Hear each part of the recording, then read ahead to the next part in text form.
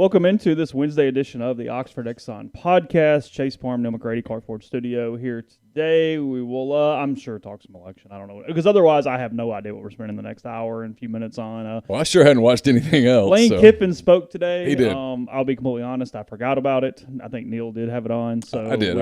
He will guide us through that discussion over the course of the podcast today. I will write about it, and I will write about it this afternoon. He finished.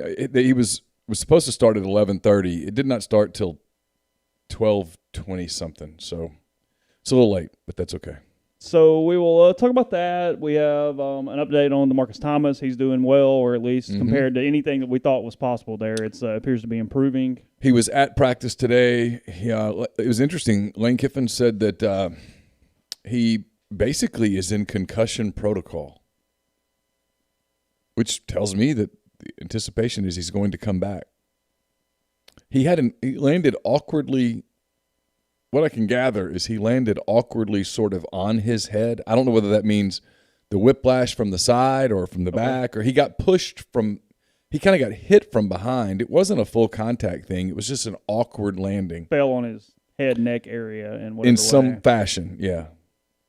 So – it's one thing. At RebelGrove.com, Neal's Mailbag is up this morning. I focused on 5 players that Pro Football Focus had given positive grades to so far this season, and he hadn't played a lot of snaps, but I'll tell you, DeMarcus Thomas, very high up the list. He did not meet my snap threshold for including some players today, but run blocking had been very good from that position there. Ole Miss actually had 3 tight ends in a row, very high up there.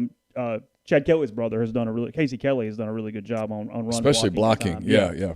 Obviously, Yeboah is the catcher out of the group, but Kelly and Thomas have both done a really good job blocking there on the offensive side of the ball. So I might run through some of those stats today. I don't know. We're with you for a while on a show brought to you every single day by the Oxford Exxon, Highway 6 West in Oxford. You can get the Speed Pass Plus app, download it, use it. Very efficient way to pay right there at the pump. Don't have to go in or anything. Don't have to touch the gas pump at all, and you can move on with your day efficiently. You can earn some points and a lot of different things with all Blue Sky locations in Mississippi. Also, the lunch specials, $5.69, 2 sides bread, 32-ounce drink there at the Oxford Exxon. Take advantage of that every single weekday and more. And again, coming to you from the Clark Ford studio. Yeah, we are. Clark Ford's in Amory, Mississippi, 662-257-1900's the number. Call it. Ask for Corey Clark. Tell Corey what Ford product you're looking for. He'll send you a quote within 15 minutes in business hours, right to the bottom line. No hassle, no haggle. You get your quote, and the rest is up to you. You can shop that quote around. You can do what I've done, what I recommend that you do, and that's hop into a Clark Ford today. You'll love the service. You'll love the product. Corey wants to be your car guy. He wants to be your truck guy. And he'll prove it to you when you make the call. 662-257-1900. Guest will join us on the Rafters Music and Food Hotline. We'll get Austin Barber on in the next couple of days, maybe after some of this has sorted out a little, to say, hey, what does it mean? I talked to him a few minutes ago. He was going into a meeting. But we'll get him here in the next day or two, probably. He joins us. He will join us when he does on the Rafters Music and Food Hotline. Rafters Music and Food on the Square is open. Be a great place to watch football this weekend. Pac-12 starts Friday, SEC Saturday. I know Ole Miss doesn't play, but there's a slate of games. Georgia and Florida, South Carolina, Texas A&M, Mississippi State, Vanderbilt, Arkansas, Tennessee, all of those games. Be a great place to hang out and watch them at Rafters Music and Food on the Square in Oxford. So, where do you want to start? I don't care. What do you talk about? Let's just get it out of the way. This is one of those days where I know it's only Wednesday, but it is a bye week. This feels like the Thursday night thing where we go, I don't know. Y'all tell us. Today's one of those days where I don't even want to call shotgun. I just want the seat in the back. I want no control. You're not really in the mood today. I mean, I'm fine. What time did you go? Let's start here. Let's do Kiffin first. What would Kiffin say? Anything that was a note there before we move on? Because otherwise I might forget it. Okay. Let's see. We talked about DeMarcus a good bit. All positive. He was out there today. Lane talked about how relieved he was that DeMarcus was back. Kind of how scary that whole thing was. We talked about open date stuff a little bit. They're going to work one more day tomorrow, then give him some time off. He admitted he's a little nervous about the COVID stuff as it pertains to the guys getting away and all that stuff. But You can't. We talked about recruiting a little bit. He went through their hot board, 1 through 70, listed them in order. No, he didn't. He talked about how it's challenging. It's difficult. Normally in an open date, this would be you'd send the staff out and you'd really hit the recruiting trail for a weekend. Can't do that. It's a dead period. Unlike, a lot of coaches, he accepts it and just says, we'll see what happens. And let's see, what else did we talk about? I asked him about the new ruling from the SEC that all warm-up has to be done on the field. He took a jab at Alabama. Did he? A little bit. He said that Gus and he were talking before the Auburn-Ole Miss game and that Gus said that there's a new rule passed every year after they play Alabama. And so Lane had some fun with that. I'll have to go get the direct quote. And I asked him about the Dan Mullen thing. How'd you feel about your fine being the same as a fine of a coach who was basically starting a fight? And he said he would love to answer that, but that he respectfully declined because he had already taken a pay cut because of COVID. Decided he wasn't going to get fined anymore had he answered. Decided it. that, Neal, if it comes down to me getting fined or you getting a quote. We're going to keep the quote from you. Yeah, I said I certainly understand. Left it at that. That was about it. Somebody asked about South Carolina, and I don't remember what he said. Will recruits good players, I think is what he said. Will's always done a good job. He called Vanderbilt dangerous a week ago. So, Will does a good job. He recruits good players. That's about it. You give him credit for the IPF thing because it was within the rules at the time, and if he saw it was whatever. Frankly, if he was just needling somebody or whatever. He had a really good explanation. Yeah, he said, why did you want to go out there and get all wet when you could warm up dry? He said, if you go out and get all wet, you got to come back. You got to change all your clothes, socks, everything. It's true. Yeah. And there's no reason to make it convenient on the visitors. Well, no. If you can get an advantage there, even as dumb as changing clothes, okay, great. Sounds good. When you stay at a guest... What's the rule that every school doesn't have that option? Is that what we're arguing at this point? Well, I guess the rule was that it wasn't fair because Alabama couldn't warm up in the IPF. Okay. It's not fair that Georgia spends millions of dollars on recruits. Everybody could have brought their Dodge Charger to Oxford and you could have warmed up in your Chargers. Life's not fair. Life is not fair. It's not fair. No, it is not fair. I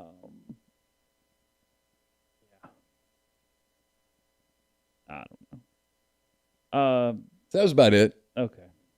It's fine. Will recruits good players. He's never going to say something negative about a coach, ever. Come on. He did say a nice thing. He was asked something about Leach, and he was asked about the flag, the new flag. Mississippi has a new flag. It's official. He said that was cool. It's cool to be a part of it. Somebody asked him something about Mike Leach pulling the mask or whatnot. The deal. I don't remember the context of it. And he said that Mike Leach called within an hour on Monday, checking on DeMarcus Thomas and letting Lane know that he and the people at Mississippi State had DeMarcus and the Ole Miss program in their prayers, that's cool. It was very nice. That's about the extent of the Lane Kiffin press conference today. We talked to AJ Finley. I don't remember what he said. I'll put it up later. I don't recall. It's nothing. Trying to cut down on loafs on defense. Trying to cut down on loafs. We can break loafs down right now if you'd like. I'm good. I think it's okay.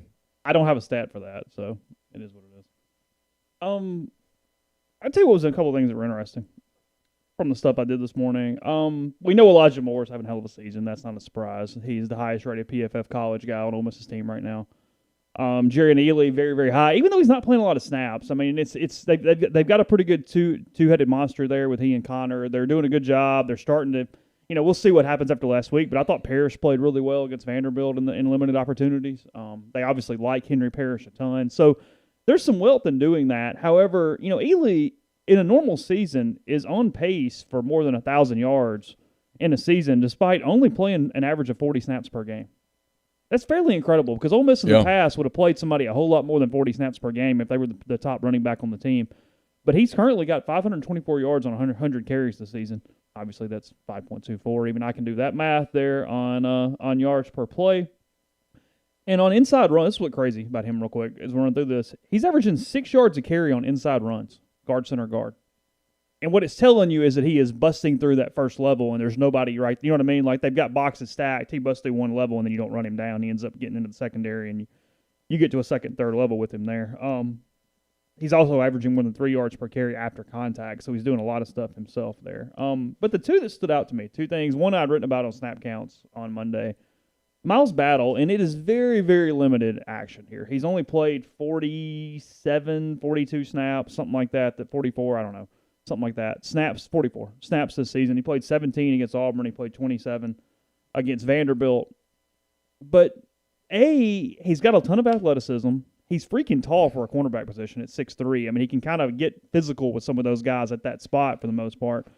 And his two quarterbacks have not been good against him, but he's been thrown at 5 times and only given up 1 reception for 5 yards to this point. He's played really well. He hasn't missed any tackles. He's been able to make all of his tackles in open space once they get to him at that level right there. It's early. It's incredibly early. He's got to develop, and they're just throwing him out there, and it's trial by fire. He could actually have a future at that spot, though. They may have found a permanent deal for Miles Battle where he can really help this program. I think he thinks that. Yeah. From talking to him last week, he's very optimistic about it, very positive. Obviously, he sees that he's not getting a lot of work at receiver, so why not? Give it a go. And the other thing Kiffin said, and I guess this would apply to a Miles Battle, it was interesting.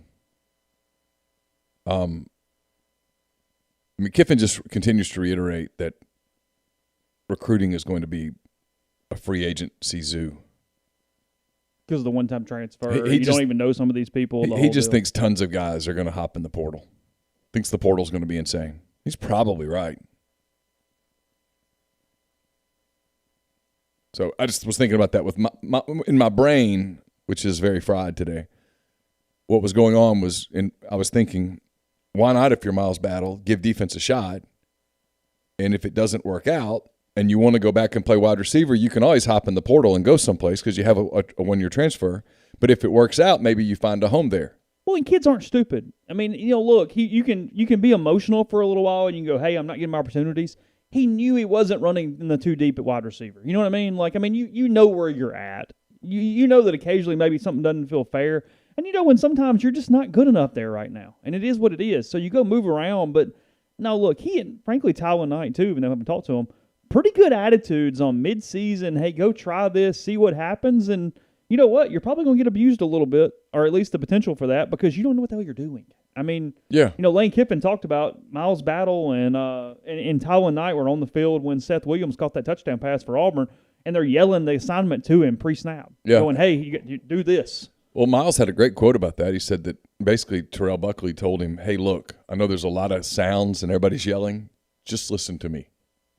Yeah. Literally guiding him through, hey, here's what we're doing on this play. Yeah. I mean, so, yeah, you'd love to see what would happen. A disadvantage. Yeah, you'd love to see what would happen after he got some coaching and maybe the benefit of a spring and off season where it wasn't, hey, we're getting ready for Auburn Saturday. We're not getting ready for anything Saturday. Let's just kind of focus.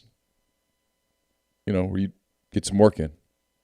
Then the other one, this was somewhat of a surprise because we haven't talked about a ton about this. They've switched out some spots at guard a little bit. Jeremy James, the redshirt freshman, he's the highest rated offensive lineman on Ole Miss's team right now from a PFF standpoint. Yeah, it's interesting. I just mean not that he's super high on him. If you go back to the preseason, they talked about him a good bit. He played 7 snaps in 2019. He obviously redshirted. He's averaging 75 plays a game as a second-year kid, really a first-year kid in a lot of ways. He's graded out 73.7 overall, and anything over 70 is good on PFF. Mm-hmm. Don't think you're going to grade out 98 because that doesn't happen. I mean, Matt Corral last week against Vanderbilt graded out 93. I mean, and that was potentially the best statistical game in Ole Miss school history for a quarterback from a stat standpoint. James allowed a sack in the first 3 games this season. In the last 3, he's only allowed 2 quarterback pressures and 119 pass blocking snaps. So 119 times he's dropped back to pass block, and only 2 times has that guy gotten to Matt Corral. So I don't know, interesting. No sacks during that either, just the two pressures. So Jeremy James playing really well for Ole Miss currently. I don't know. Interesting. Let's see. What else? Your mailbag was kind of varied. Nothing crazy in there this week. No. I got up and did that at about 5:30 this morning, and I was on fumes. I can't recall what was in the mailbag, if I'm honest. Oh, really? I had done the questions and then came back. Autopilot there, just throwing some stuff in? Yeah, I had a cup of coffee, and I said, I'm going to get this done. And because I didn't go to bed till 2, so I was kind of unconscious a little bit. I thought you had a really good answer on the very first question. Somebody said, what's the biggest bullet Ole Miss has dodged? And it's Willie Taggart. Because he didn't make it except Florida State, given all the relative resources at Florida State compared to the rest of that conference. It would have been an abject failure here in a way that you even wouldn't have had some continuity roster-wise.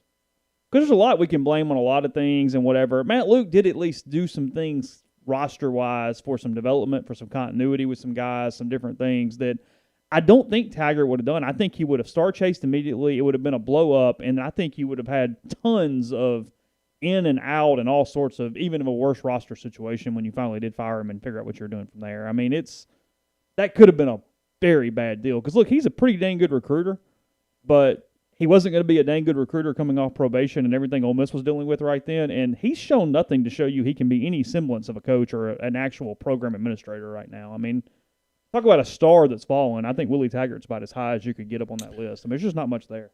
Yeah, now that you say that, I'm pretty proud of that answer. Because I was like, wait, when you started that, I was like, I don't know what I said. You're like, hell yeah. All right, I'm like, that's pretty good. That was a good answer.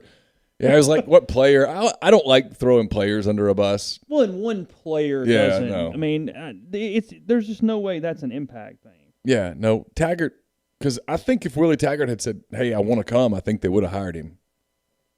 Well, yeah, that's would have been a splash, yeah. It would have been Willie Taggart prior to the Dave Doran stuff. Yes. We wouldn't be able to make any of the Dave Doran jokes. No. We wouldn't have had the whole, hey, plane thing to Raleigh, the whole deal. I mean. And I think Willie Taggart was actually more interested in it than people believe until some people that were close to Willie Taggart were like, hey, there's going to be an opening at Florida State. Hang tight. This does not fit your skill set, bud. Yeah. This is not where you should head.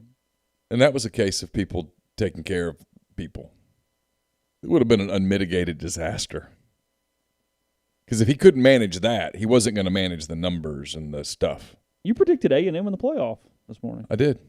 You think they get in over the Pac-12 Oregon or something like that? Yeah, because if I'm sitting here today, how do I know that they're going to get there? I mean, they're so COVID crazy that. So you don't think A&M loses the crazy A&M game? You think they run it? I know we're just. Yeah, I mean, I was looking at it. The one game that sticks out where you're like, boy, that could go squirrely is Auburn. But that's Auburn a week after Alabama. Like, I look at A&M. I don't think A&M's losing to South Carolina.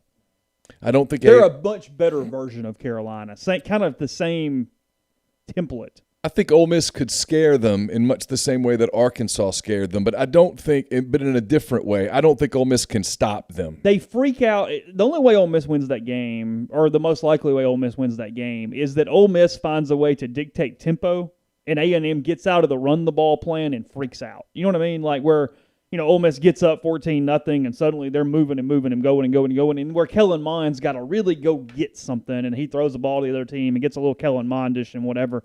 That's going to be a tempo game for me between Ole Miss and A&M. A&M has got a better chance of dictating tempo, and they're both going to move kind of fast. That's not what I mean. But A&M's going to be more physical. They're going to run the football. They're going to try to plot it a little bit. Mond's made a few throws, but he still is not some elite passer by any stretch of the imagination. That's going to be one where finding a way to set pace is going to be very, very important for Ole Miss in that game. So, yeah, A&M looked pretty good against Arkansas. I thought that, for the most part, they've looked pretty good all year other than that clunker against Vanderbilt. So, I don't think they lose to LSU. And so, I think they beat Auburn. So, I think they're 9-1. Their one loss is at Alabama, and I think Alabama's running the table. So, yeah, I think they kind of slip in, but I don't know. Just a pick. Play Clemson or something, sure, and whatever. Yeah. Whatever. Kind of my point yesterday, though. If A&M's going to suddenly get good, Ole Miss is going to get better, and Arkansas. Somebody's got to lose. Arkansas is going to improve. Someone's got to fall off the cliff. And maybe it's State. And LSU is not potentially going to be LSU for a few years. Right. I mean, if LSU's suddenly middle of the road, well then, hey. I'm trying to discover something. Uh-huh. Someone said that ABC took Arizona out of the Biden column. Really? Fox News has not. Yeah, it's Arizona. Arizona has Biden up 3 with 86% of the vote counted, but they don't have it as, I don't know.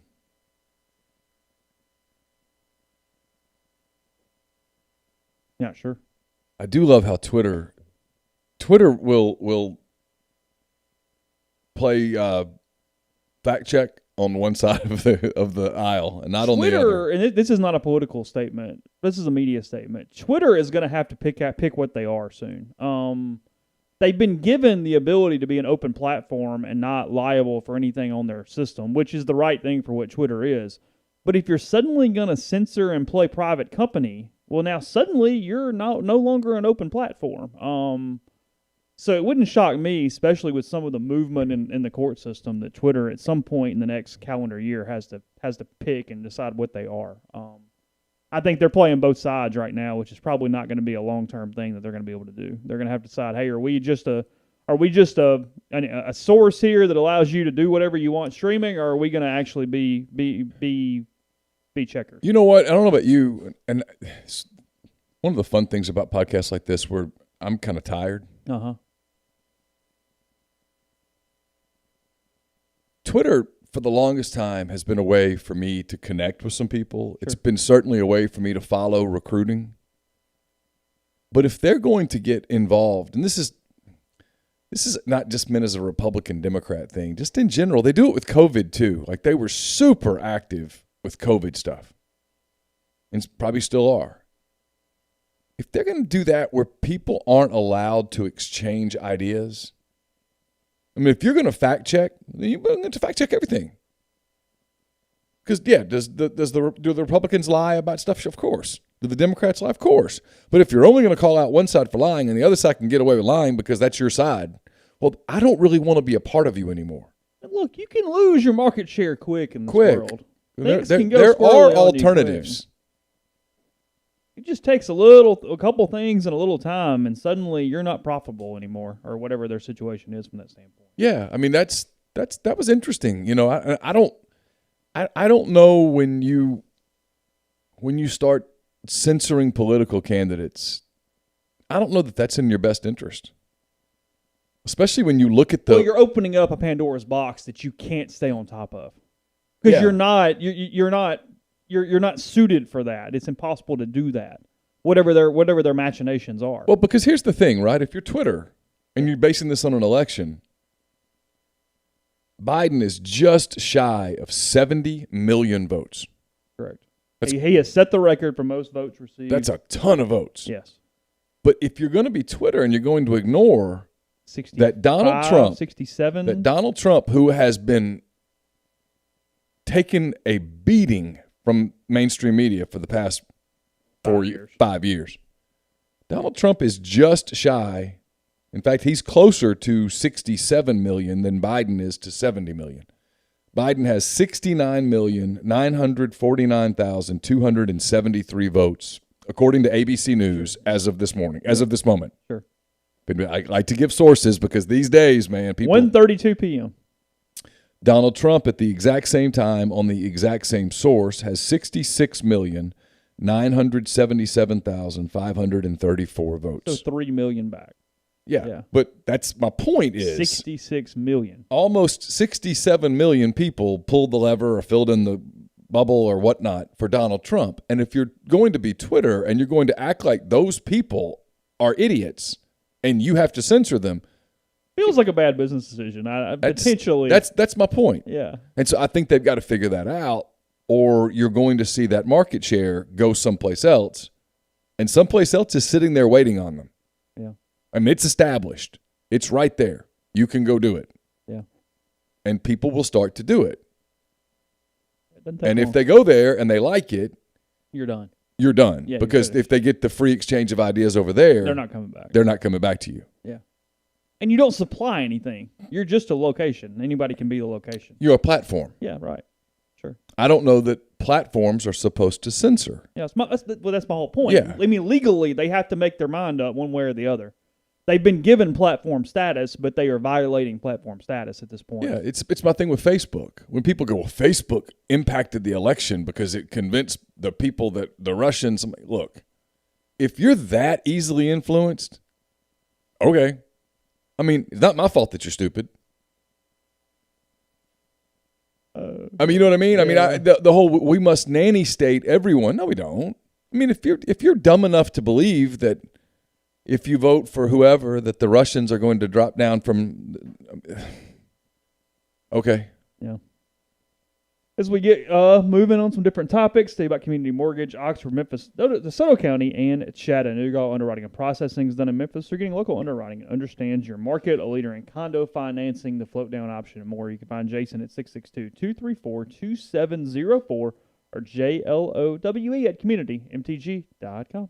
We are also brought to you by Heritage Properties, home to 3 communities in Oxford, Faulkner Flats, Cambridge Station, Lexington Point. All 3 properties are multi-family housing. They all offer on-site management and maintenance. They're pet-friendly, and they offer short-term leases. Faulkner Flats, located on Old Taylor Road, offers 1-, 2-, and 3-bedroom apartment homes, private patios or balconies, a premier 24/7 gym and tanning facility, a resort-style pool, car wash station, and much more. You don't want to miss out on their special rates. 3 bedrooms now leasing for the price of a 2-bedroom. Contact live@faulknerflats.com or call 662-234-4558. Also brought to you by The Rogue. It's your destination for fine men's clothing. Their stylish hand-select pieces from top designers. From work to lifestyle to nightlife, there's the perfect something for everyone at The Rogue. They have all the best items from Peter Millar, Martin Dingman, Jack Victor, Halsey, True Grit, Duckhead, and more. You can check them out at therogue.com. You can also visit them at 601-362-6383. Also brought to you by Meadowbrook Wealth Advisors of Raymond James, a team in Jackson providing planning and investment guidance to clients across the state, surrounding areas. Financial advisors Bill Geary, Logan Phillips, Chris Carrero, and Ryan Geary are partners with a commitment to personalized service. Call them at 601-368-2215 and see if they might be a good fit for your financial goals. Raymond James and Associates Incorporated, member New York Stock Exchange, SIPC. And we're brought to you by Bain, Moss & Bowen, located in historic downtown Corinth. Their firm practices a wider range of law, from DUI defense to car wrecks to representing government entities. It's the only firm in Mississippi made up of a sitting state legislator, a former assistant district attorney, and a former circuit court judge. Their experience is unmatched in that regard, and you can tap into it by visiting them at 618 East Waldron Street in Corinth, or by calling them at 662-287-1620. Free background request. Free background is available upon request. So you were up till 2 last night? Yeah. That was late because there was nothing at 2 o'clock to be watching for at that point. No, I was watching the Vegas lines, and the Vegas lines went from like Trump minus 360 or whatever to all of a sudden, boom, almost back to even. I'm like, whoa, what just happened? And so I knew some numbers. They were following the markets is what was happening, I think. I think the stock markets. The NASDAQ and stuff was moving like crazy and doing the holds and stuff. What's it doing today? I have no idea. And I think that's what was happening. I think Vegas was responding to the markets is why they kept bouncing around as much as anything. Because, like, there was some really good follows on Twitter last night as far as just betting odds and stuff, because, like, Phil Hellmuth and some of the professional poker players were talking to sport book leaders and basically talking about the way lines were changing and different things as the But I'm laughing at Dave Portnoy. He says, credit to me for admitting I may have jumped the gun. And he does a 3-minute video crediting himself. Oh, that's good. Yeah. I'm sorry. I'm looking to try to figure something out. So go ahead. I'm listening to you. Yeah, no, it's good. I think that's what was happening. I think Vegas lines were responding to markets, either I mean, obviously, even maybe even offshore markets and different things. But I think that's what's happening because it was all money related. Because look, at the end of the day, there's a lot of bias and there's a lot of stuff in a lot of different ways. There's not in the stock market. They're just wanting to make money. That's it. The market does not necessarily have a political leaning other than what they believe will make them more money or less money every single day. By the way, now this according to Fox News, Biden is up over 70 million. Trump now over 67 million. They're gonna I think live up to your prediction. They're gonna both break the record. Yeah. Biden at 70,333,469. Trump at 67,538,973. He just told Trump a year ago, "Hey, your reelection campaign, you're going to get 68.5 million." He just said, "I've won 350 electoral votes." Yeah, sure. I mean, no, I just was watching it last night. It was fascinating because all these states became nutty at once, and I was so tired. And I was like, I got to go to sleep. Because if I don't go to sleep now, I'm not going to go to sleep. Yeah, I got a few things. A few just smaller, more state, local stuff. One, Louisiana passed sports gambling yesterday. I saw that. I don't think they're starting to fall 2021, but they were going to do that because, frankly, they were losing a shit ton of money to Mississippi. Well, they'll be shut down until then anyway. I'm kidding. Maybe. I hope. So they were going to be losing money to Mississippi, so they're avoiding that for the most part. But that'll be at all the casinos. I assume Louisiana's Lake Charles, Bossier, wherever, New Orleans, obviously with Harris, Baton Rouge. Yeah, correct. Mississippi, compared to their typical voting or what people might have feared, pretty progressive insane yesterday. I know some people might disagree with my political leanings, but they passed the flag for the most part to just get the damn thing over with and put one up. Yep. Good for you. That was the way I went about things. Just get it out of here and let's move on with our day. Yeah, why not? I mean, as we said yesterday, Snoopy could have been on that thing, and we're going to vote it in and move on. So all good there. They passed Initiative 65, and not just passed it, but passed it easily when it was freaking complicated on the ballot for the less than intelligent voter. No offense. None taken. You know what I mean? Because yes. You had to do two things. You had to go, I'm in favor of either of them, and then choose the one I'm actually in favor. I mean, there's no doubt that was potentially put on the ballot there to stop that, and there's no doubt that did cost it votes. Sure. But it still passed without issue, which was interesting. Well, and also I think people were, this is what may have happened, and this is probably nationwide. I think that given the turnouts, and this is probably a low bar, and I'm probably being a jerk, but I'm saying it anyway. I do think that relative to past, the electorate was a little more informed this time. I think the average voter had a little better idea of some issue or all issues they were necessarily voting for. They chose the one that had a lot of specific, Initiative 65, that had a lot more specifics on, hey, we're allowing a lot of stuff and whatever. And again, it was just medical. Like I said, I'm good for whatever because I just taxed the crap out of it. But it wasn't like, hey, suddenly we're going to walk around every corner and there's going to be plants growing up or you can just pick your own. I mean, that was something, too, where I think they kept it very within the rule of that was intended. I don't know. I just thought it was a credit to Mississippi. There wasn't just a lot of blind, just no, we're not accepting anything new, or we're not doing this, or you fight the flag just to start over and do it again. I mean, that's the thing, because, a lot of people said, hey, I don't want In God We Trust on it. Well, the next one was going to have it on it too. You had no way around that. You can like it or not. That it just is what it is. Yeah. It's the way it was listed. So, I was proud of us for that. We avoided another disaster right there. Mississippi was sane as hell yesterday. Had a sane day. Yeah. Have at it. We just had a sane day. Kirby 1%, or I don't care, whatever. That's your call. But it was all good. I don't know. And then look, I mean, I think they ought to start growing the marijuana. That's right. In the governor election reform, get the stupid rule out where you got to win a certain number of districts if you win the popular vote. Because I mean, we had Jim Hood on the podcast last year. That was potentially coming into play. Was they didn't know if he could get enough districts in addition to winning the popular vote. Basically, Mississippi, for anybody out of state or not as in tied to this for some reason as Neal and I are. Neal probably never thought he was going to have the intricacies of the Mississippi governor race as part of his lexicon. Never did. But essentially, they established their own electoral college.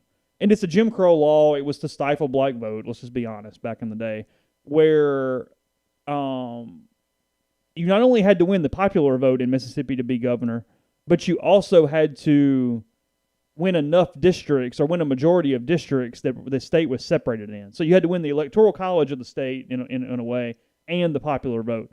They got rid of that. Now you just got to win the popular vote. So that was good. It's easy. That was definitely a positive for Mississippi there.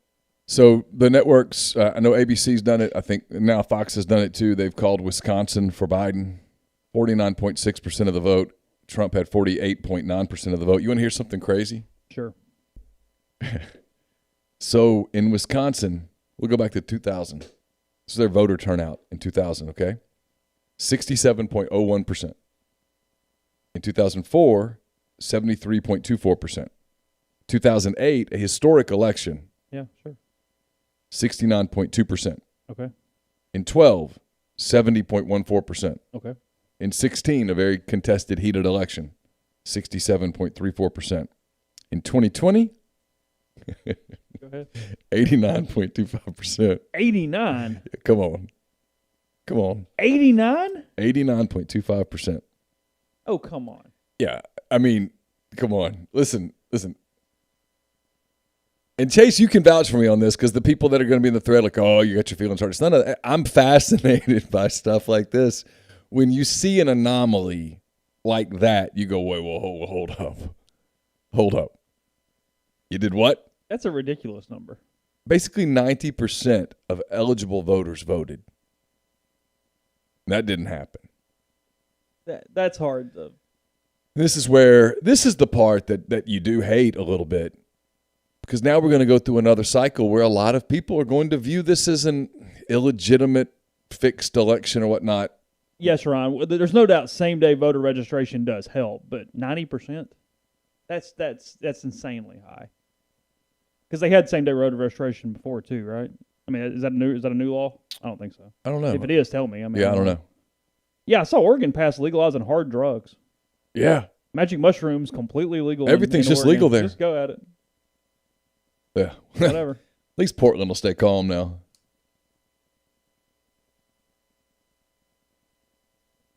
Go ahead. Nope.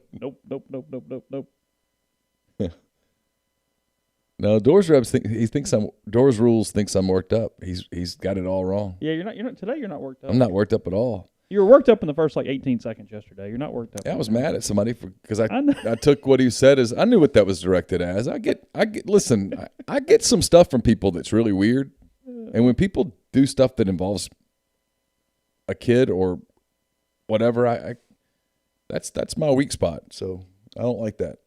I've proven that over time.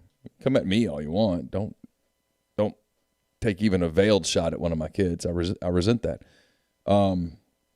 No, I'm really not, Doors. I'm not worked up because the fact is the Senate held on in many ways. We can go. You thank you for the segue. Sure. In many ways, I think yesterday went as well for our country as it could go, and here's why. Yeah, you and I share this opinion on the way the branches work. If you had told me that there would have been a blue wave, I would have told you that I was worried for our country. I didn't want to see the court packed. Don't want to see the court packed. I didn't want to see Puerto Rico get statehood. D.C. get statehood. Don't want those things. I don't want to see the country go radically left. And I think if you look at the numbers that we're talking about here, the majority of us don't. When the numbers are that high, Biden now at 70.37 million and Trump at 67.57 million. That tells you that we're pretty divided, right? Mm-hmm. There's no big majority here. Biden's going to win 50.2-ish% of the vote. So, in many ways, Biden winning the White House, the Republicans gained seats in the House. So the House is more even than it was over the last 2 years. And the Republicans maintain control of the Senate. Talked to a couple of people today who would know, who said it's probably going to be 51-49 or 52-48. Yeah, sure. So, and then you have a couple of moderate Democrats who well, they got to be careful.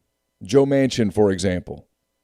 He goes off the reservation far left. West Virginia's going to vote his ass out. Look at the numbers at Trump. Look at Trump's numbers in West Virginia. I promise you Joe Manchin looked at them. Sure. So in many ways, if this goes this way, and a lot of you will disagree with this, we get away from some of this Trump fatigue, Trump antagonization, and yet Biden doesn't have the ability, because I think he's going to end up winning 270 on the nose electoral votes. I'm assuming that Georgia and North Carolina go to Trump. Sure. I'm assuming basically, because the numbers say that Pennsylvania is going to go to Trump. I'm assuming it's going to be 270 to 268, really close. He's not going to be able to go into the Senate. And frankly, I don't know that this is what he would really want to do. He's not going to be able to ram the Green New Deal down our throats. He's not going to be able to do those kinds of things that fundamentally impact the shape of our country. And maybe we calm down a little. And because it's just political theory, he's going to have a hard time in 2022 because it always reverses in the midterms. And that's where I was going. And if you're a Republican, and I am, and I don't mind admitting it to you, I look at it and go, there's a lot of interesting things. A lot of interesting things happened. And the pressure's on them to rule somewhat moderately. I'm pulling something up so I can read it to you. People like numbers. Mm-hmm. Trump is on track to get the largest share of non-white voter support for a Republican presidential candidate since 1960. So the people who say that the Republican Party completely alienates people of color, the results of this election don't bear that out. They gained. In fact, and I haven't proofread this, but I saw it this morning. He gained in every demographic except white men. Mm-hmm. He won Florida because of essentially Cubans and Hispanics and potentially the other minorities. He won Florida pretty easily. Yeah. That's what was weird yesterday is the polls lose. Who loses? The polls? Pollsters lose. Media lost. America showed that we don't like the media. We don't trust you all anymore. They don't trust us. We're done with them. Media's going to have to figure this out. I've heard media people saying this out loud today. I was actually watching Fox News, and they were saying it about themselves, that they've got to have soul searching. So there's a lot there. And so in many ways, to finish my thought, the pressure's now on Biden/Harris, on Pelosi. They go crazy left. I know what's coming in 2 years because history shows that happen. Like you said, history shows that all the time. Midterms are typically not good to presidents. Mm-hmm. And the Republicans, I think, picked up 7 seats in the House. I didn't see that. Maybe it's a couple more than that. Maybe it's 1 or 2 less than that. I don't remember. But if you're the Republicans, it's this close in Wisconsin. It's this close in Michigan. You're this close in Nevada, in Arizona. You are that far ahead in Ohio. He won Ohio easily. Now you got to protect Georgia and Texas. Yeah, Georgia's. Well, I think won Texas pretty easily. Okay. But yeah, Georgia's. Look, North Carolina. Yeah, that's a shift. Atlanta is a shift. Yeah. Charlotte is a shift. The research triangle in North Carolina is a clear shift. Yeah. And if you're the Republicans, you've got to pay attention to that. You have to notice that. Yeah. There's a lot there. In other words, what I'm saying is this. And in 4 years, Joe Biden's 81. If Joe Biden finishes this term, and I'd bet against it, just looking at the man, he's not running for re-election. And if he does, the Republicans will say thank you so much because they'll crush him. We're not going to elect an 81-year-old man president. He'd be 82, actually. We're not voting. We're not doing that. That's clear. It should have been an issue in this election. It would be one in the next. Yeah. So what you're gonna. My point is that you have a real shot. If you're the Republican Party, you have a real shot now to start thinking sensibly about what type of candidates you want to run in 2024 against probably Harris. I don't know. They have hid her. very clearly they don't. They hid her. But again, this is not a hot take. I have no idea. She could be the incumbent, though. She could. I mean, I don't know that. She could. It's possible. No, it's very. Oh, it's. I don't know. Yeah, she could. I don't. Yeah, maybe. I don't think Kamala Harris would have beaten Donald Trump yesterday. No. I don't. I think the numbers are very clear that wouldn't have happened.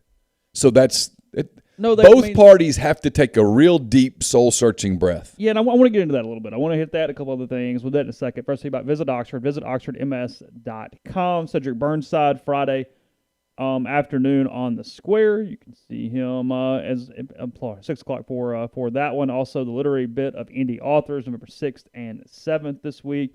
Double-decker bus will be at Visit Oxford. It always is November 13th for that one. It's the Friday before home football games.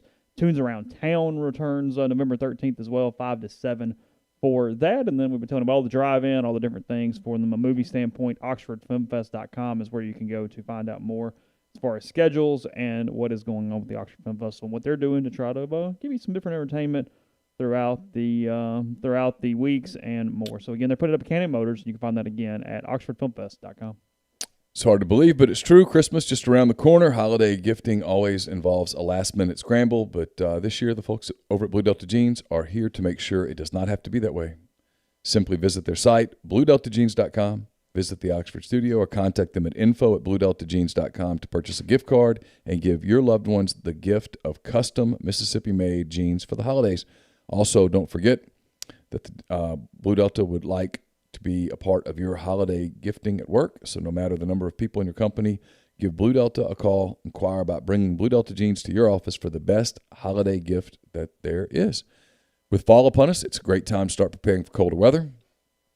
No one wants to come home and find out their heating system isn't working. Our friends over at Comer Heating and Air have you covered. Comer Heating and Air is the name you can trust, brings more than 50 years of professional HVAC experience to Oxford, Tupelo, and the surrounding area. Comer Heating and Air is offering a special fall preventative maintenance agreement to make sure your heating system is running in tip-top shape. Make sure to call Comer Heating and Air at 662-801-1777 for all of your heating and cooling needs. That's Comer Heating and Air, 662-801-1777. Brought to you by Grenada Nissan. If you're in the market for a Nissan vehicle, that's the place to go. They've got a complete selection of new and previously owned Nissan vehicles, great lease deals as well. It's GrenadaNissanUSA.com. Chase mentioned my mailbag. It's up at rebelgrove.com. Whitney McNutt, Tommy Morgan Incorporated Realtors brings that to you. They can also serve you for all your real estate needs in Oxford and Tupelo. Whitney sells condos, land, commercial, and residential family homes. 662-567-2573 or 662-842-3844. And we're brought to you by OUB, Oxford University Bank. Locally owned and operated right here in Oxford. When you deposit money at OUB, that money and the vast majority of the bank's profits go right back into the Oxford community. OUB offers its customers the absolute best cash checking account called Kasasa, and with Kasasa, OUB will pay customers 2.5% interest on their balances up to $50,000, refund ATM fees nationwide. To learn more about OUB, check out liveoxfordbankoxford.com or call 662-234-6668. OUB is FDIC insured. Yeah, look, I'm really curious to see, and I think this goes throughout media in some ways. I think we're talking about, obviously, for sure, broadcast news. There's no doubt about that, or network news. I think that we're talking about newspapers to some extent, at least the national ones that we typically will pay attention to or that get the most press over social media and different things. I am curious to see what that becomes without Trump, because this is crazy. I don't really remember. There's been so much Trump in the last 5 years that I don't even recall what the hell we talked about in media before 2016 or before he launched his election campaign. I don't know. So I'm curious what that is, because there's no doubt that it's become so volatile from both sides, from politicians to media and media to politicians, especially on the Republican side, that I'm curious to see what tone they do. I'm curious to see what they do to try to keep ratings or get anybody to watch them, because at the end of the day, it is a business, especially from a network news standpoint. So I don't know what that looks like. And then I think, as you said, I think both parties could learn a ton from these numbers. Frankly, like the Democrats, probably could have learned a ton from 16 and didn't. What parties probably, potentially the Democrats don't again because they won. You know what I mean? It's possible that when you win, you go, no, whatever. I don't think network news is capable of learning, and here's why. Those people live in 3 distinct bubbles. Los Angeles, Washington, D.C., New York. Yeah. They hang out with each other. Their families are friends with each other. They sit around in many ways telling each other how great they are. They have dinners and Christmas parties and all of those things. And I don't think they have any understanding of when they talk about the Rust Belt, when they talk about the Deep South. I'm telling you, I know some of these kinds of people. They have no clue what the hell they're talking about. I don't remember who said this yesterday. It could have been on CBS. It could have been on Fox News. It could have been on CNN. I flipped all over the place. So I don't even remember what pundit said this. Mm-hmm. But they were talking about their own media and their own profession, and said that essentially they needed to learn that from a polling standpoint, they needed to learn that from a overall standpoint, they needed to learn. Because the voter was talking to himself. I mean, the pundit was talking to himself and said, look, I don't know a Trump voter. Said, I don't know someone who either wouldn't admit it or somebody who came out and answered a poll and said, I voted for Trump. But he goes, we look up, and there's going to be 60-something million people that did that. He said, we are failing because we are not realizing that just because we do not know this person doesn't exist. They exist everywhere, and we're not paying attention. I'll give you another example that happened yesterday, and it was really interesting. It was on CNN. It was early in the day and all the networks do this. And I was flipping between CNN and Fox News, and they were both doing the same thing. And it was really maybe the most interesting hour of television last night. They had both done exit surveys of people. And frankly, it was fascinating. The CNN results were more, quote, conservative than the Fox results. Yeah. Like the Fox results came back and it was like 64% of people want mandatory masks. And I'm like, what? And then the CNN stuff was totally different. And they were so stunned that basically half of the people polled thought, yeah, we've done an okay job on coronavirus. It's okay. And they were shocked. And I thought, you guys don't get it. Because you've sat up here. The only thing that's changed with your jobs is that a few days you Zoomed. You're still doing the same thing. You don't understand what it's like in the real, in heartland America, where people are like, yeah, I know it's a virus. I get it. But, I mean, I check myself on this sometimes. I'll do it on Twitter sometimes to see if I'm right. And I think it's a majority opinion. There's a lot of people out there like, I know it's serious. I get it. I know it's real. But I don't want to shut down again. And there's no doubt in my mind, 2 things from the debates. Number one, I think if Donald Trump would have been the same person in debate 2 that he was in debate 1, he might have pulled this off. And then secondly, if Joe Biden doesn't slip up and refer to shutting down the country and to shutting down the oil industry, he wins probably in more of a landslide. Not this narrow thing that we'll be parsing for 2 years. Typically, it is very over the top, but I will say, Luke, I'm talking the live stream here. I was actually watching a couple times last night when Tucker Carlson was talking, and he was asked very specific questions about if Trump fails, why, and he gave very good answers. Yes. On that. He actually was pretty real last night during election coverage during a couple of those times. The people that push back at Tucker Carlson, I don't get it.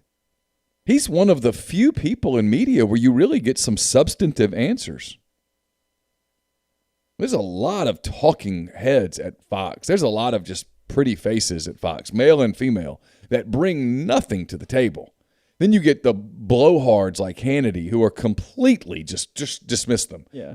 I couldn't watch that to save my life. But when Carlson talks, sometimes I find it interesting. So I couldn't do it in Mississippi.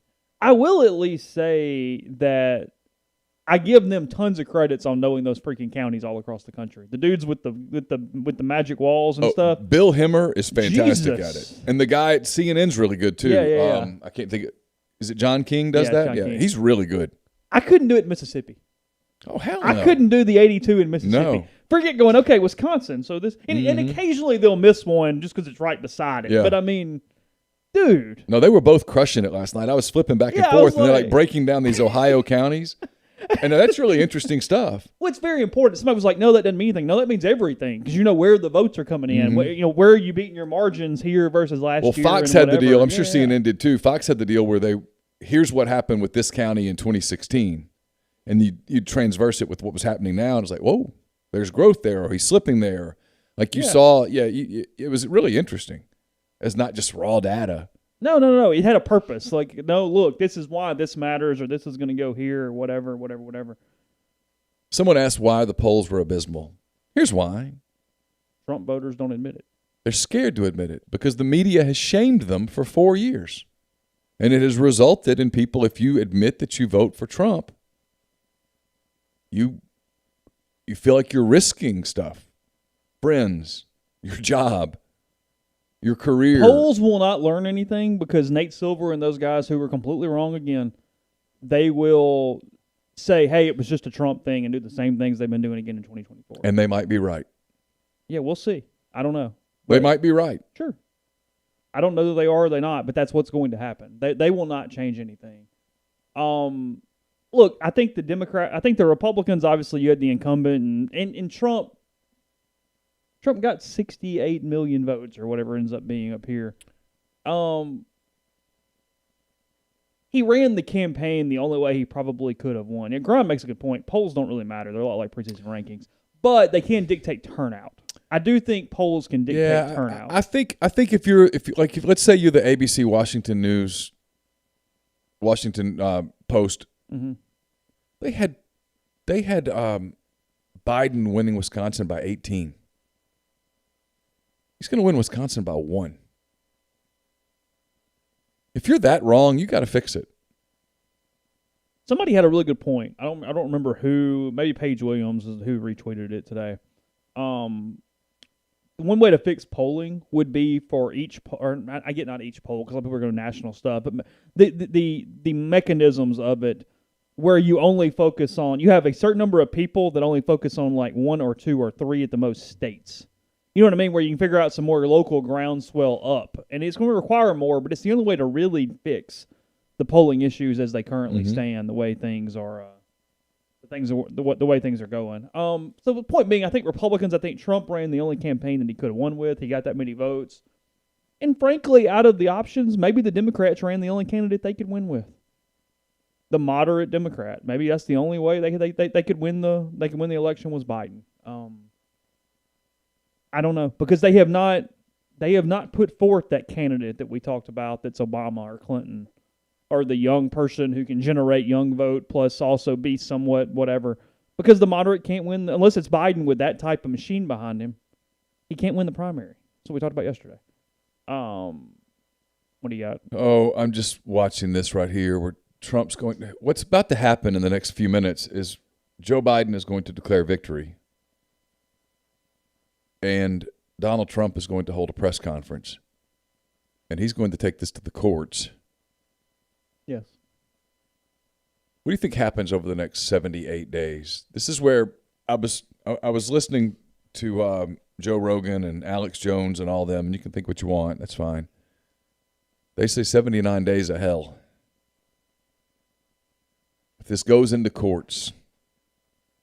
Well, there's a difference on going into courts for really dumb reasons where there's no actual drama there at all, and it going into courts where it's at least something you're looking for. Well, that's what's interesting here. One of the reasons that, from what I'm reading, and I'm trying to do 3 things at once. Sure. One of the things that's happening in Arizona is that it was documented. There's video of people being given Sharpies to fill out their ballot. Well, the machine can't read the Sharpie. Yeah, we know we can't read it. I saw a couple say that they thought they could actually. They're saying that their votes didn't register. So Arizona's saying we're going to go back and hand count those. How many of those are there? I don't know. You've got that. Then you've got the deal in. What state was it? Was it Nevada? Well, Nevada, they just stopped counting today. Well, no, who had the typo on the votes, the number? Oh, I didn't see that. Okay. Oh, that was Michigan, 6,000 votes. And it won't matter. I don't think 6,000 votes change it, but the whole thing's just. Yeah, Alex, Luke, I listen to a lot of people, man. I do like a real. I know you guys think I'm like Clay. I don't ever listen to Clay Travis. I like Clay Travis's site. I look at it sometimes. You were doing more of a Rogan thing than you were an Alex Jones thing, anyway. Yeah, and I like Rogan. I think Rogan's an interesting interviewer. I listen to Alex lots Jones of. is crazy. I listen. Yeah, he's crazy, but he's crazy. Doesn't mean that he's not smart, and it doesn't mean that sometimes some of his predictions don't come true, because sometimes some of his predictions do come true. I'm just one of those people. I'll read a lot of different stuff. Fox News behind ABC from a vote counting standpoint. No, never mind. They're up now. 67.5 now. So actually, Trump closing in on 68 million votes. Yeah, I mean, looks like Biden's going to get to 71 million, and it looks like Trump's going to get to 68 million. Those are just remarkable numbers. Because if I told you 6 months ago Joe Biden's going to get 71 million votes, you would have thought, oh my God, a landslide. Yeah. Like are we doing the caucus kind of stuff here? Yeah. Like, what's up? Yeah, and if I told you that, like you said earlier, Donald Trump's going to get 68 million votes. You don't know, comfortable. You would have said, you are out of your mind.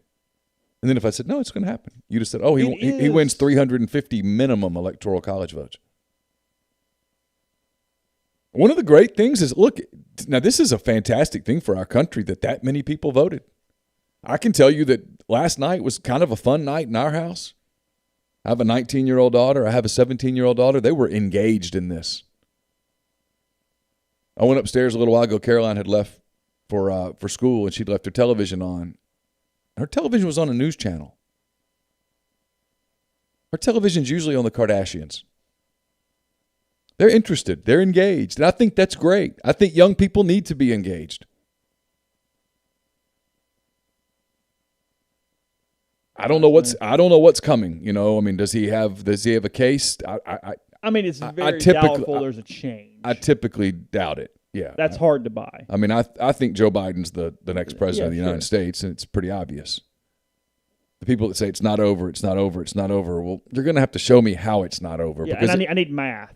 Yeah, because if he's not going to win Arizona, and he's not going to win Michigan, and he's not going to win Wisconsin, then it's over. Yeah, he can get close, but close doesn't get you there. Horseshoes and hand grenades. I mean, he can get to 268, and 268 versus 270 is one hell of a message to one would think, to Congress and to the White House that, hey, there's no huge mandate here, guys. Yeah. You're completely separated. You're skin of your teeth here, bud. Maybe you ought to run that way. Yeah. Who knows? Yeah. Podcast brought to you in part by Tyson Drugs and G&M Pharmacy. Tyson Drugs there in Holly Springs on the Square. G&M on South Lamar and Oxford, 662-236-2222. They deliver locally in the Oxford area. They offer Right Way Meds, which they individually package your medication to make sure you get it at the time and day that you need it. It can actually help save your life, so you make sure the medication is there at the appropriate times and more, so you can find out all the different options for you with G&M and Tyson Drugs. Again, 662-236-2222. We're also brought to you by John Edwards, Regency Travel Incorporated in Memphis. If you're thinking about getting away, just want a break, you can do that. Get in touch with John, give him some parameters, give him a budget. He'll give you options that you probably won't find on your own, and he'll take care of you. 901-494-3387 or jedwards@regencytravel.net. First-time clients save $50 off their first booked trip just by telling John you heard about Regency Travel on the podcast. It's my brother. I'm podcasting. I'll call you back. Sorry. My phone's connected. It's nuts. Surprised that hadn't happened more today. Podcast also brought to you by Pinnacle Trust. They're based in Madison, Mississippi. They've got clients in more than 20 states, advisors in multiple states as well. They're also home to the Pinnacle Trust 401k advisory services team. You can get in touch with them, and what they'll do is they'll give you a no obligation complimentary benchmarking and analysis of your current 401k plan. Mention that you heard about Pinnacle Trust on the podcast, and you'll get 10% off your first year's fees. And we are brought to you by Dead Soxy. It's deadsoxy.com, DeadSoxy.com. Best socks you'll ever put on your feet. Enter promo code Rebel Grove at checkout. You get 30% off your entire order. And we're brought to you by College Corner. We'll have our picks up tomorrow. They're brought to you by the College Corner. It's your one-stop Rebel shop with 2 locations in the Jackson area, one in Ridgeland next to Fleet Feet, and one in Flowood next to Half Shell. If you don't live in Jackson, it's not a problem. You can visit the College Corner at collegecornerstore.com. Plus, you can find them on Facebook and Instagram. Whether you're tailgating in Oxford or home gating with friends and family, the College Corner has you covered for game day. The largest selection of Rebel gear in central Mississippi. A couple different news items that have come out in the last little bit. Ole Miss basketball doing Pavilion Madness. That is on November the 11th. The pandemic thing will be streamed live on the official Facebook account, Ole Miss Athletics, beginning at 6:30. They'll have a limited number of fans through a pre-selected process. I have no idea how that works whatsoever, but nonetheless, the men and women basketball, men's and women's basketball teams will participate in that. You'll be able to watch your slam dunk contest, your three-point contest. Basically, they're just doing square jam inside the pavilion this season. Yeah, so there's that. I did see Lane Kiffin went after Herb Street on Twitter today, sort of kind of playfully about Matt Corral being lifted off his list of most impressive for the week. Yeah, I think that was playful. Yeah, it was completely playful. Yeah, there's no doubt about that. But it is promotion at the same time. Yeah. There is a purpose to the playfulness. I mean, that's one thing with Lane, that it's never direct necessarily, but he speaks to fans and people pretty frequently through a lot of the things that he does. He has reasons for them. He talked about that today. It's something I'm going to write about, is that when he talks to parents and stuff, they always tell him how much they like his Twitter feed. It's funny and blah, blah, blah. And, Ole Miss basketball has set some of its non-conference games, as long as this actually happens as they expect it to. They are going to do the Justin Reed Classic. That is at Ole Miss against Arkansas State, Jackson State, and Central Arkansas, November 25th through 27th. They play Memphis at home on December 5th. UNC Wilmington at home on December 12th. It's Cliff Ellis is at Coastal, right? Not UNC Wilmington. December 16th at Middle. That series still doing the home and homes. December 19th at Dayton, and then UT Martin and Wichita State at home on December 22nd and January 2nd, respectively. So, non-conference schedule there for the Rebels. The one race in Michigan that's more interesting really than the presidential race is this the congressional race, the Senate race. John James, the Republican that's running to try to unseat the most wet blanket candidate in the history of senatorial candidates. It's like within a few hundred votes right now. Few hundred? Yeah, it's so close. James has like the smallest of all leads ever. And it's not done yet, obviously. He has and he's behind now. He's falling behind. He's got 49.2. No, he is ahead. I'm sorry, my math. ULM, baby. He's got 49.2. Peters has 48.9. So he's starting to build a little bit of a lead. He's got a little over 17,000 is his lead.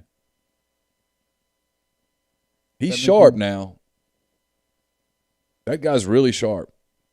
He's the type of candidate. That would be Republicans picking up a seat. That'd be Republicans picking up a seat, getting to 52. And again, it wouldn't hurt us to have a little lot. The country operates best over time when you have a split Congress versus president.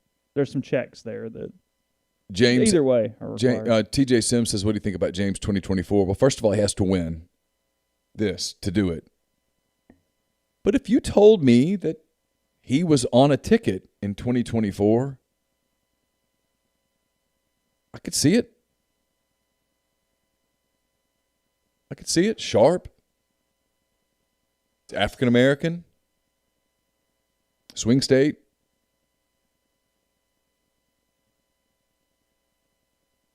Absolutely. I mean, I could see that. It's Gary Peters, that he's running against. Peters is just wet blanket, man. He does nothing.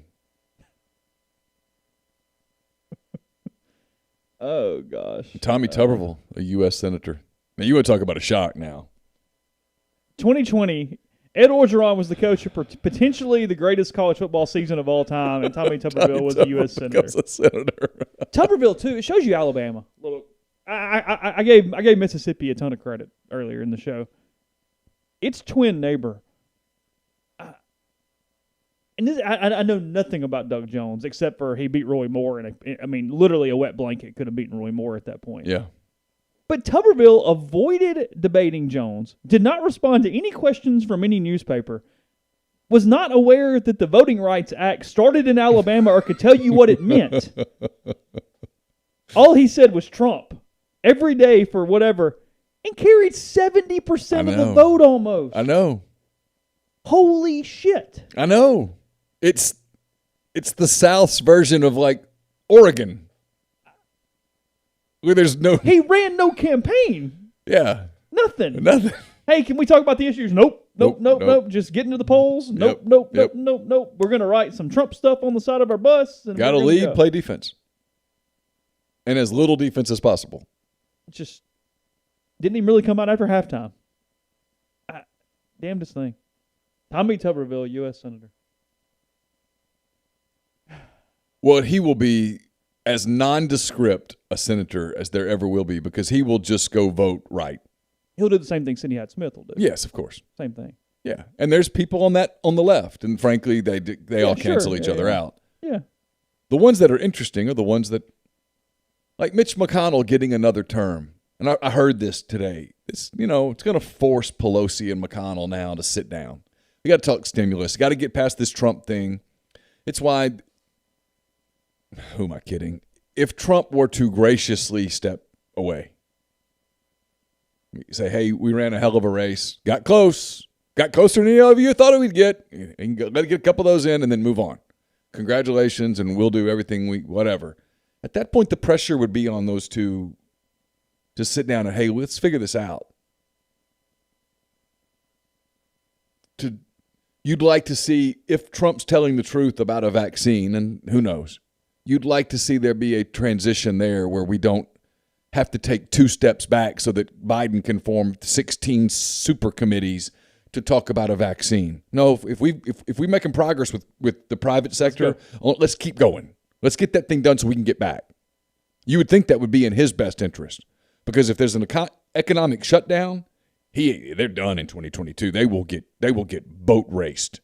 It'll be a red wave, not a blue wave. Absolutely, and that's not a political thing. That's a fact. You F the economy up halfway through your term, you will pay for it in the midterm polls. That happens to Republicans. It happened to George W. Bush. It happened to Barack Obama. It happened to Bill Clinton. It happened to George H.W. Bush. It just happens. So we'll see. Maybe a little bit of gridlock will lead to some stuff getting done.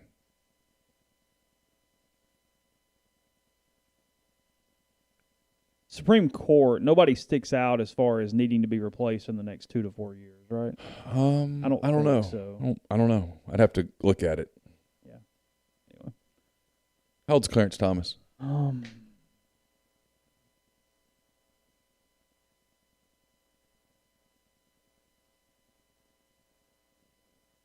Clarence Thomas was born in 1948, so he's 72 years old. So he's probably good. Yeah, no problems there. All good. So. All right, been an eventful day, eventful week, eventful 5 years, however you want to phrase it. But anyway, we'll be back tomorrow night with our night show. Hand raise guys, I guess 7 o'clock. We haven't talked about it, but sounds good. So we'll do that. We'll talk about whatever you would like to talk about. You guys get to set the tone of the Thursday night show.